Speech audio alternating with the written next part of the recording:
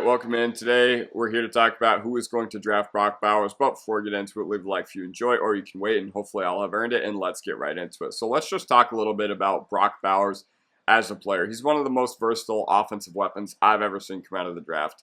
Came into Georgia and instantly dominated. One of the most talented Bulldogs to come out in recent years, and there have been quite a few, so that's a huge accomplishment in that regard. And one of the reasons people are so excited about him is because he can win at all three receiver positions.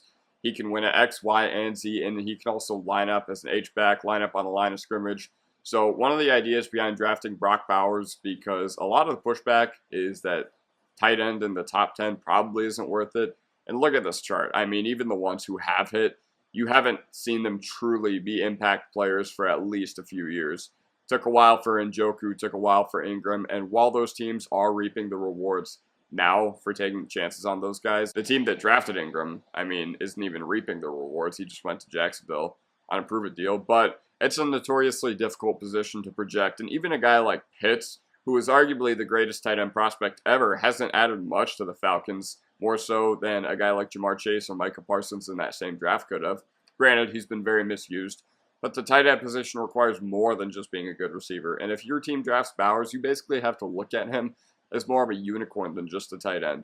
Brock Bowers has exceeded 20 miles per hour at least 4 times in a game throughout his career, including 21.4 miles per hour on this touchdown. He's one heck of a player, incredible rack ability, and there are many reasons that people are excited about him.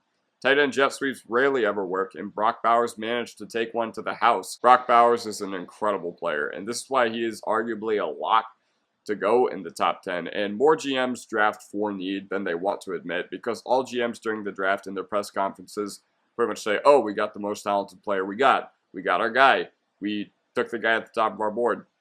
But I don't think that's true in a lot of cases, because GMs need to sell to the public that they took a talented guy rather than one for their need. But I think teams patch more holes during the draft than they want to admit.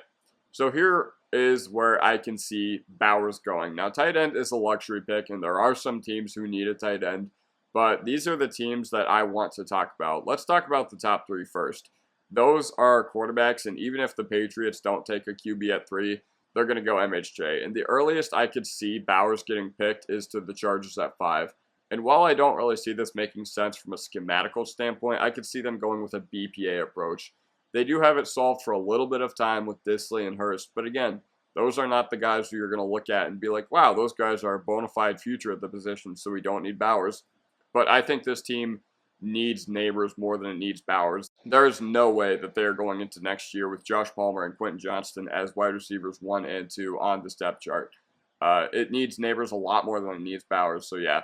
I don't see the Chargers being a fit, especially with the value in the top 5. So yeah, the Giants at 6. This is the one team that I'm going to talk about that I think it would be completely inexcusable, just because there's so many holes on their roster. And Waller may or may not retire.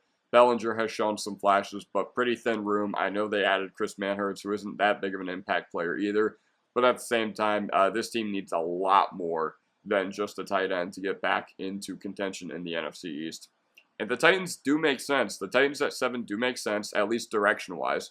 Okonkwo is another guy in their tight end room who's interesting to me and very well could take that next step forward. But the problem is they had a disastrous left tackle situation last year with Andre Dillard. And while they've added skill position guys over the past few years like Hopkins, Ridley, Pollard, that should be enough, at least for us to evaluate whether Levis is good or not. They need a tackle. And just looking at this chart, you can write Joe Alt to this team in Sharpie. The Falcons have Pitts, and while they have the chance to do the funniest thing ever, I just don't see it happening. The Bears at 9.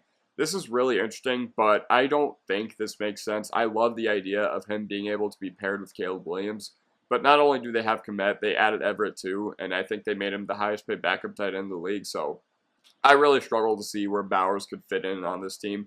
Not that a player like Everett should deter you from drafting Bowers, but at the same time, the Bears probably won't be looking at a top 10 pick again for a while, assuming Caleb Williams hits, so yeah.